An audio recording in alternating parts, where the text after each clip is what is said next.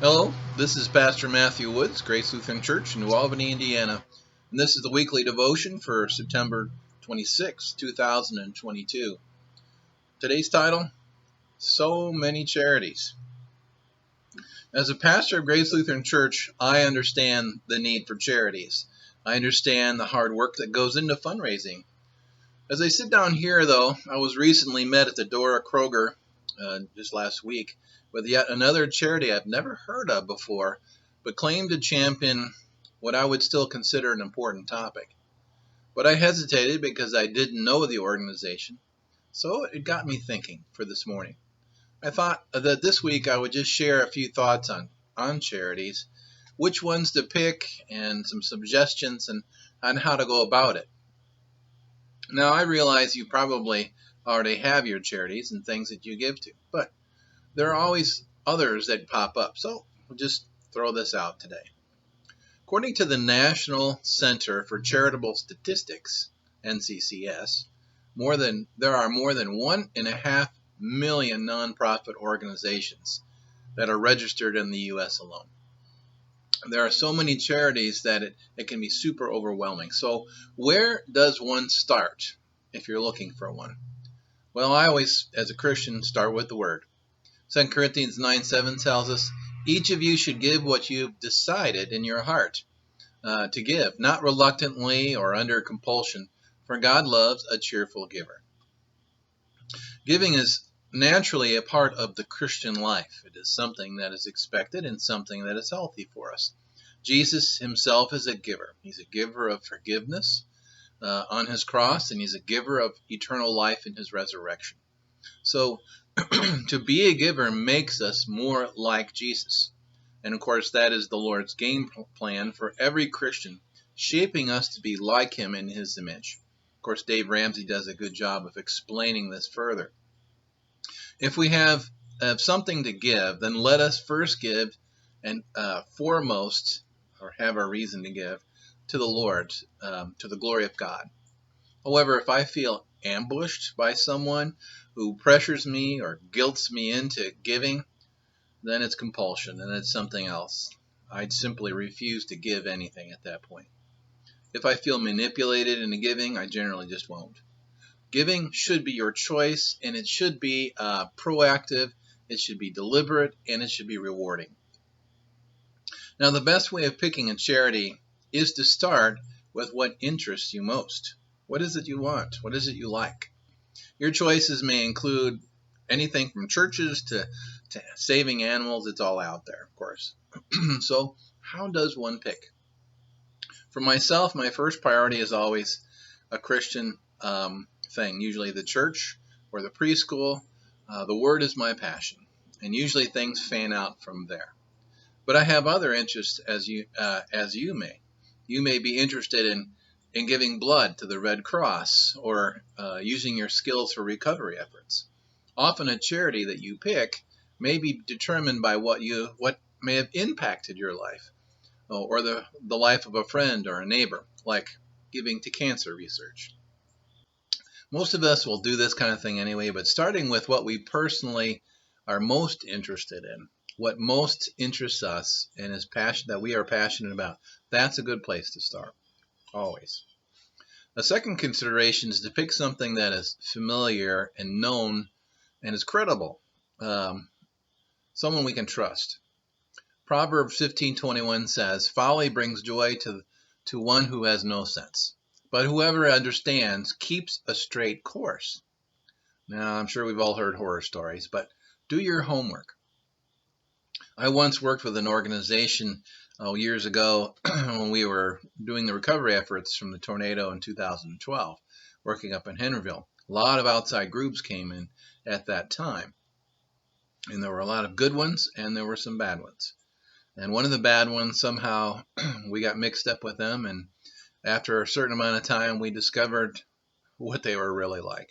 They really didn't know what they were doing, and they were the kind of organization that when a new storm would come along, they would hurry up and race to it and start raising funds and get involved while the emotions were fresh.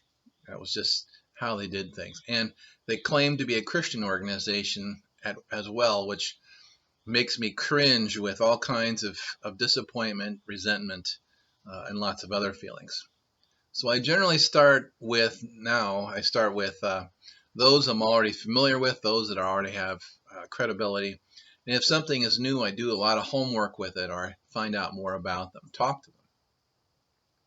Because of this, I generally find myself giving to organizations that have already been vetted, if you will. And that's why I usually go through things that are associated with the church or the church has been involved with, such as Choices Life Resource Center, Exit Zero, Hope Southern Indiana, St. Elizabeth's, Food for the Poor, to our friends in Sudan and Haiti that we are associated with. They all have a history with us, a track record that can be backed up with experience and years of ministry. So if you decide to give to a charity or a ministry, that's fine, but be deliberately aware of what it's actually doing with the money. And another example, the larger organizations you need to be aware, such as Red Cross, while they do a lot of good work, sometimes though when they collect monies during these storms and things that come along, unless you designate that money deliberately directly to go to that event, anything associated with that particular storm, it'll end up in their general coffers and be used wherever they see fit. And so talk to a representative that you're giving to, but be specific. Do your homework on this stuff. Next, when you give to a charity, give without making a big deal about yourself.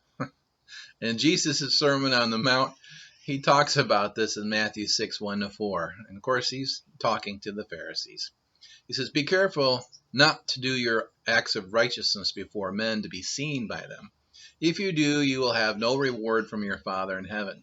So when you give to the needy, do not announce it with trumpets, as the hypocrites do in the synagogues and on the streets to be honored by men. I tell you the truth, they have received their reward in full.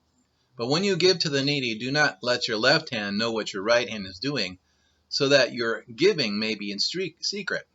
Then your Father, who sees what is done in secret, will reward you." And of course, that's a better reward to receive from our Father.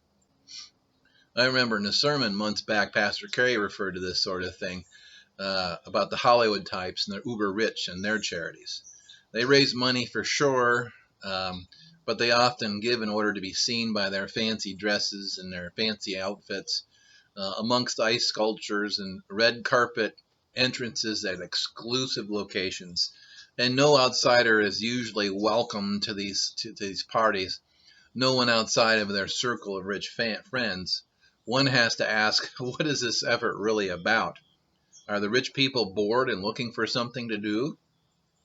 Well, there's a picture of a Pharisee right there that would be similar to those Pharisees of Jesus' day. They made everything about themselves, and they made loud announcements that they were awesome people. On the other hand, though there are the ones that impress us most are the ones that we find out have been quietly giving and helping others, giving charity as the Lord prescribes in Matthew 6. The more impressive ones, even more impressive ones, the most impressive ones are the ones we don't even know about. The ones that give and only the Father knows. Those are the best kind because they're truly giving to the glory of God. Finally, as we come to it, don't hesitate to say no sometimes. If you've chosen a charity or charities, don't be afraid to share that you're concentrating your efforts there, and anything new comes along, maybe we'll consider you later. Generally, my giving is to charities associated with the church, as I've mentioned before, but I also give to the Red Cross. I give blood, and I also give volunteer hours and fixing things and doing things like recovery effort wherever I can carve out the time. Otherwise, though, in reality, if I spread myself around too much, and you too, frankly, what I give is just becoming too diluted to be anything constructive. The reality is that we are all limited. We simply don't have enough resources to share with 1.5 million charities in the U.S. alone. We simply just don't have it. It may be, it's not something, sometimes we just can't control it. It might be it might not be good timing. Maybe our car broke down and we need to fix it, or we just lost our job, or there's been a divorce or an illness. Something has changed in our dynamic. And maybe we even have to say no to the charities or put on pause the charities that we've been working with because of that. That's normal, and that happens, and that's realistic. Sometimes saying no is necessary, and it's okay. So here we are. It's important to know why we are giving and to whom we are giving and your personal motivation for giving. All of this matters. But let me say this. There is nothing more rewarding than seeing your giving amount to something that turns into genuine help for people. Let me say this. When we took our first trip down to Florida, southern Florida, after Wilma, we went there to rebuild a house that was wiped out by the storm. And I can say to this day, there was nothing more rewarding than knowing, than seeing those smiles, the family hugs, the gratitude of those that we helped rebuild that house for. We can all agree, I think, with those kind of pictures in mind, we can all agree that making a difference is always worth every penny, worth whatever time we can give it, and whatever talents we can provide. Nothing blesses us more than being able to help others in meaningful ways. That's the love of Christ at its best. The love of Christ is meant to be given away. So, charities. I hope that this was helpful to you. I hope that this clarifies a few things. I pray that whatever you've decided to give to, that it honors the Lord more than anything, and helps, of course. I pray that your charitable giving blesses you with great joy. And that's what it's meant to do. It's meant to bless. Not just the people we give to, but also ourselves. So, the Lord be with you in your giving, and may it truly be something that glorifies God.